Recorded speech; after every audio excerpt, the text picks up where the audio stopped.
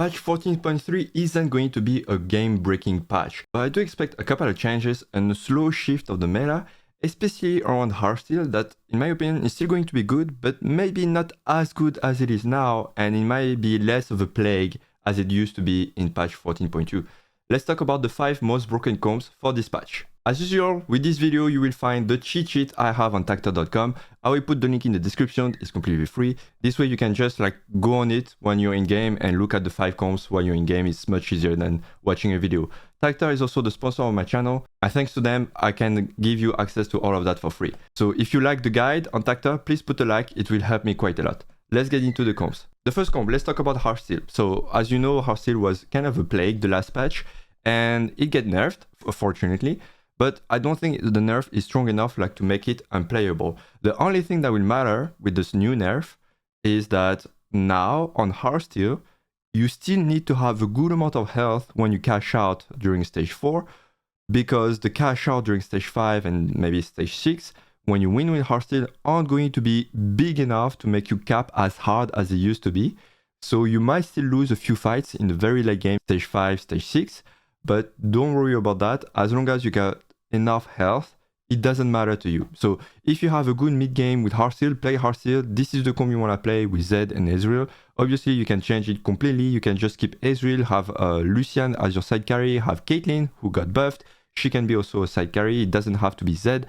The thing is, you need to make just a comp that makes sense, and the comp is pretty expensive with a lot of 4 cost and 5 cost units, but thanks to Heartsteel you have the opportunity to do so. Like I just said, in my opinion, Heartsteel is the comp that requires health as your most important resources, because you get a lot of gold, you get a lot of items, you get a lot of stuff thanks to Heartsteel, but there's one thing you can never get back is your health, and this is why, in my opinion, augments like Tiny Titans, Last Stand, Metabolic Accelerator and Tiniest Titan are the best augments if you play Heartsteel. Now I want to talk about Kayle Reroll. So as you saw the patch, probably Kayle Chosen got a very small nerf, and Olaf 3 also got a small nerf. In my opinion, these nerfs are healthy, meaning that these comps are not dead, far from that, but these comps are not necessarily overly broken and can be played from all the situations possible. Now, if you have the right situation, these comps are still going to perform very well and you're still going to have a good game. So let's talk about the 3 versions of Kayle Reroll. And the first one I really like the most, but not necessarily the one you can play all the time, is with Olaf Reroll. So it means that you need to have a Olaf Bruiser as your headliner. And after making Olaf 3, you also try to make Kayle 3, and you give her double Ginzu and Hextech Gunblade. So these items on Kayle are the best items only if you have an insane frontline, and Olaf is obviously, with 6 bruisers, will obviously give you all the time you need for Kayle to scale as high as possible. Obviously, if you want to play this comp, the most broken augment is Too Big to Fail. It just makes all your bruisers deal massive amount of damage when they die. Then the second comp I like the most is with Mordekaiser. I do prefer Mordekaiser headliner than Kayle, but sometimes you don't get to choose, right? So the way you want to play it is like with Superfan, obviously. If you have Mordekaiser as your headliner, you get a free Crown Guard. By the way, you can look at the stats. Crown Guard is the best item on Mordekaiser by far. Is the strongest item he can have. Since he's going to be your main tank and side carry as well, you want to have Bloodthirster, so a way for him to sustain, because he will deal a good amount of damage, so he will sustain quite a lot, and the longer he stays alive, the better your Kayle is with your double Ginzu. In case you don't have Mordekaiser headliner but Kayle, it's kind of similar. The only difference is Mordekaiser will not get a free Crown Guard, and he will not stack infinitely AP if he kills targets, because that's the only ability that's unique for the headliner. The way I really like to play this comp is very simple. At stage 3-2 you can stabilize your board with Kayle 2. You don't need to have Kayle headliner, because Kayle is such a good unit if you have the stuff that she can help you stabilize quite hard, as long as you have a good frontline with Superfan. The Superfan frontline is very cheap anyway, so it's not that big of a deal to find them at stage 3-2. And then after you rebuild your economy back to 50, you push level 7 around stage 4-1 or 4-2, and then you have another roll down. And here, since you're level 7, you can potentially have more chance to find Mordekaiser headliner than Kayle. But if you already have Kayle headliner, just don't sell her, because unless she's Kayle edgelord, in that case you might want to consider to change, but like it's a bit risky, right? So most of the time, you just play with the first headliners between Mordekaiser and Kayle that you find, but you will slow roll at level 7 because this is where you're going to find Mordekaiser quite easily. Obviously, I forgot to mention, but the strongest, most broken, I would say, augment to play this comp is Crown Guarded. Like I said, Crown Guard is the most broken item on Mordekaiser, so it gives you 1 Crown Guard, and also it makes them better. So obviously, this is just purely broken. So don't hesitate to force this comp if you have this in Q1. So let's go for the third variation I really like for Kayle is with Twin Terror. So Twin Terror gets a little bit nerfed, but honestly, this nerf is not going to change anything because Twin Terror is actually helping Gnar to be super strong. And obviously, like, all stats are good for Kayle as well. The way you play this comp is you reroll Gnar and Kayle at the same time. My favorite headliner is Gnar Superfan, because that way he gets, obviously he already has a Sterak for 3 Superfan, but with 4 Superfan he gets extra sustain. Since he already has Mosher, most of the time you just need to build only offensive / defensive items like Titans, because he will get enough sustain anyway. So this time it's a comp you want to reroll at level 6, because at level 6 this is where you have the most chances to find both Gnar and Kayle. And then after, once you find them 3 stars, obviously you activate the Twin Terror, and then you push your levels 7, etc, to add more pentakills. Just like here, I forgot to mention, but pentakills, and here pentakills as well. So the idea is, like, whenever you feel the most important traits, so here is Superfan, and here is Bruiser, after you try to fill as many pentakills as possible, because the bonuses are definitely worth it. Alright, next comp I expect to see quite a lot in this patch. It's Jax and Lux EDM. I think they're going to be back in the meta, because one of the issues we had is, like, they got obliterated with a huge nerf a couple patches ago.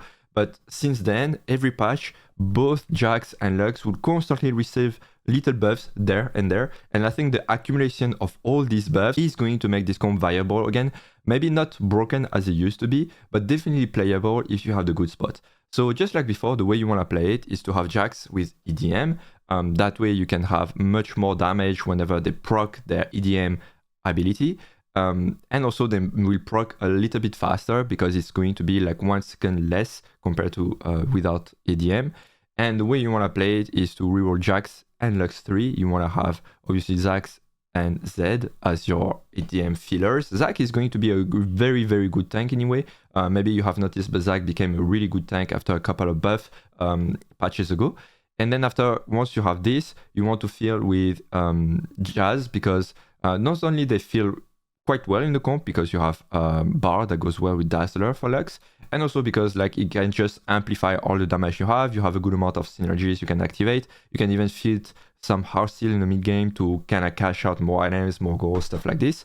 So this comp is really good. The way you want to position is, like, you want to have Jax and Lux quite on the same side, and you want Lux to be on the 3rd row, because if you sample Jax's ability, Lux will jump as well and can one-shot the backline the carry. In case, like, for instance, you position like this and the opponent has, I don't know, Ezreal as their main carry, but on the other opposite side, then what you can do is, like, in the last second, just before starting the fight, once you've seen the positioning, you can put the sample on Lux, so everyone will copy Lux's ability, and she will one-shot Ezreal, because she will target Ezreal first, right? So always be cautious about the EDM, and always, like, try to put it in the last second once you have seen who is your opponent and how they're positioned.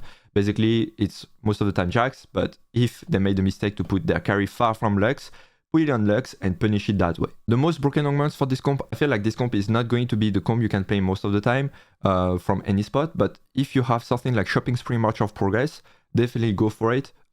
It's so easy to hit Lux 3 and Jax 3, because you don't have to spend any gold in XP, or if you spend gold in XP, you get a lot of free shops, right? So because you have this huge economic advantage, you can easily find them, and you just snowball from that. Other than that, on combat augment, I really like to have Jewel Lotus and Unleashed Arcana, because Jewel Lotus gives the ability to everyone to crit, even Lux, and Unleashed Arcana because it gives you like beast items on the carries you need, so it makes it easier to have the items you need. All right, let's go to the next comp. This one is still my favorite.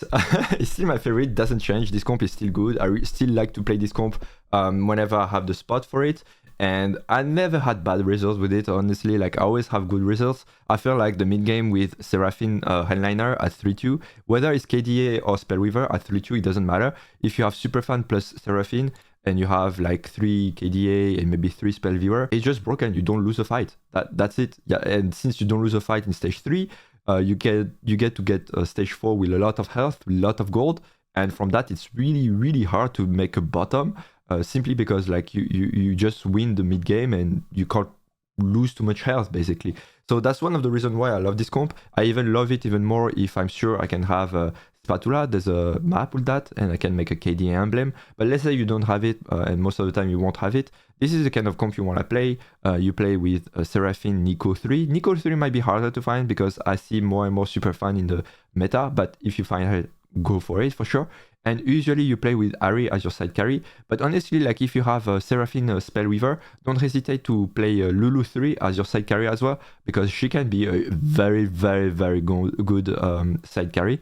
So what I like about it compared to before is now you have more agency, you have more flexibility, because Lulu got buffed a few times, and the first time this comp appeared, Lulu wasn't that great. So now you have 2 options instead of 1, so that's why this comp, I believe, is even better than before, because you can play more flexibly. I really like to play this comp when I have Jewel, Lotus, Cybernetic and Link, Remember Your Roots. These are combat augments that make this comp shine very greatly. And obviously like comps like Shopping Spree, March of Progress are still good because these are augments for reroll comps, and this is a reroll comp, so obviously these are great as well. And finally, the last comp, this comp kinda dominated the last patch. It got nerfed a little bit, Mordekaiser got nerfed a little bit, and Karthus got reworked a little bit, meaning that overall he's power neutral, but it's just like at the beginning of the fight he might be a bit weaker, but at the end of the fight he's going to be stronger than before. So it's just like how the balance shifted a little bit, but it doesn't make this comp bad or whatever. I think this comp is still going to be good. I think this comp is still going to be better than TF, even though TF got buffed, but the buff is like not really important to me. And what I like about this comp as well is like it's very flexible. Obviously the best headliner is Karthus Pentakill, but you can have Karthus with executioners. In that case you play 4 exec. You can play around it. You can always end up in a good spot. Even if you have Akali KDA as your headliner, you can still play 5 KDA, 5 Pentakill. It's not the best version of this comp, but it's still a good comp, and especially you have to play with what you hit. If you don't hit the perfect headliner, then you have to play with something else, right? There's another way to play this comp, but it's also hard to make it. Is like if you pick Mordekaiser Pentakill as your headliner and you try to make Mordekaiser 3, similarly to like Mordekaiser with Kayle, but here the difference is like instead of playing Kayle, you just play like 4 cost units next to it, and it still works very well. So really don't hesitate to do that. It's just like Seraphine. I really like this comp because you can play very flexible, even though you play more or less the same units, but you can be flexible with those units, and it's fine if you don't hit the perfect headliner because you can always come back to something that works very well. For this comp, I feel like the most broken augments are binary because you have so many units you can stuff. You have Mordekaiser, Akali, you have Karthus, you have Yorick, you have Viegos. That makes so many units you can stuff. So having binary is actually insane because you can stuff all of them very efficiently. You have also idealism. That's really great because Hush on Karthus is actually good. I look at the stat and it's really good. All the stats from Karthus are good basically, and there's no bad stats. So that's why he can use Hush very well. And then obviously after Last Stand, because it gives a lot of stats, and stats on all these units are so good. If you're interested in knowing more about the meta, like for instance the different comps, the different highliners, the augments you want to pick and all of that, I make a weekly meta analysis and I share it on my private Discord. The way for you to access this is to become a member of my YouTube channel. So it's like a subscription. You will see the link in the description. Not only this helps me financially quite a lot, but also I want to give it back by making sure that you guys have the right information every Friday, so you can play the weekend or even after, of course, and you can have the best comps and climb the highest possible. So everything will be in the link in the description, and until next video, I see you at the top of the ladder.